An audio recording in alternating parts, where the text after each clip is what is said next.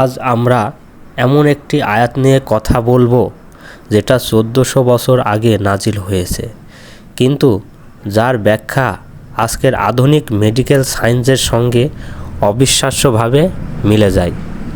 এই আয়াত মানব ভ্রূণের ধাপে ধাপে গঠন নিয়ে, যে জ্ঞান মাইক্রোস্কোপ আবিষ্কারের বহু আগেই কোরআনে বলা হয়েছে। প্রশ্ন হলো, একজন নিরক্ষর নবী সাল্লাল্লাহু আলাইহি ওয়াসাল্লাম মরুভূমির সমাজে বসে কিভাবে ভ্রূণের এত নিখুঁত বর্ণনা দিতে পারলেন? আল্লাহ বলেন, অতঃপর আমি নুতফাকে আলাকা বানালাম, তারপর আলাকাকে মুদগা বানালাম, তারপর মুদগাকে অস্থিতে পরিণত করলাম, অতঃপর অস্থিকে মাংস দ্বারা আবৃত করলাম। সূরা আল মুমিনুন আয়াত 14। এই আয়াতে মোট 5টি ধাপে বলা হয়েছে। আজকের বিজ্ঞান বলছে ভ্রূণ গঠনের ধাপও ঠিক এই ক্রমেই ঘটে।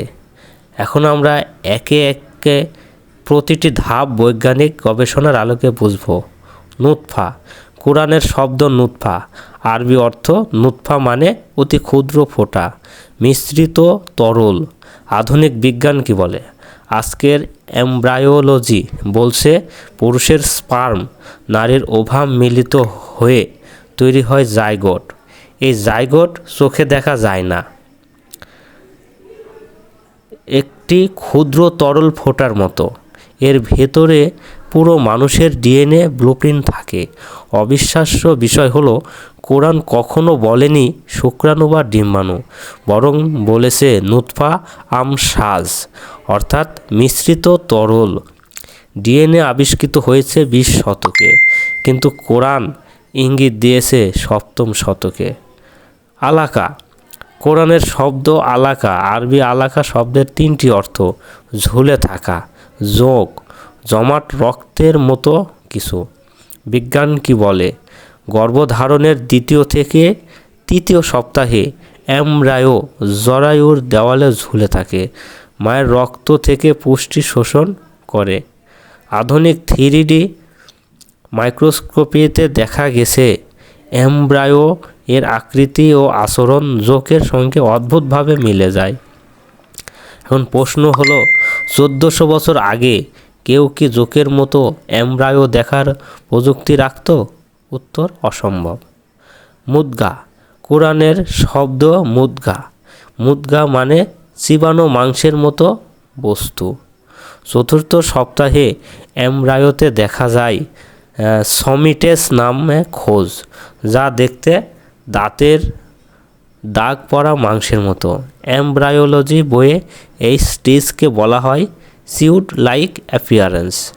আশ্চর্য ব্যাপার হলো, কোরআন শুধু আকৃতি বলেছে, সময়কালও একদম সঠিক। হাড় ও মাংস, সিকোয়েন্সিয়াল ফরমেশন। আয়াতে বলা হয়েছে, অতঃপর মুদগাকে অস্থিতে পরিণত করলাম, তারপর অস্থিকে মাংস দ্বারা ঢেকে দিলাম। বিজ্ঞান কি বলে? আজকের মেডিসিন প্রমাণ করেছে আগে কার্টিলেজ ও বোন স্ট্রাকচার, পরে মাসল ও ফ্লেশ তৈরি হয়। আগে হাড় ও পরে মাংস। আয়াতের ক্রম, বিজ্ঞানীর গবেষণা দুটো একদম মিলে যায়।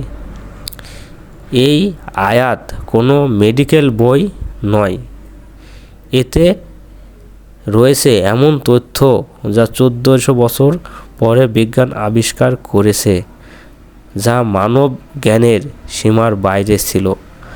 আল্লাহ বলেন, আমি তাদেরকে নিদর্শন দেখাবো আকাশে ও তাদের নিজেদের মধ্যে।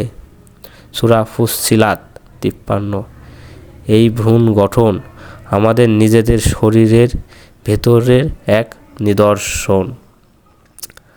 এখন আগে কোরআন যেটা বলেছে, বর্তমানে বিজ্ঞান এখন সেটা আবিষ্কার করেছে। এই জন্য কোরআনকে কোনোভাবেই অবিশ্বাস করার উপায় নাই। তাই আসুন আমরা বেশি বেশি করে কোরআন বুঝিয়ে পড়ি ও কোরআন নিয়ে গবেষণা করি। আল্লাহ আমাদেরকে হায়াতে দান করুন। আমিন।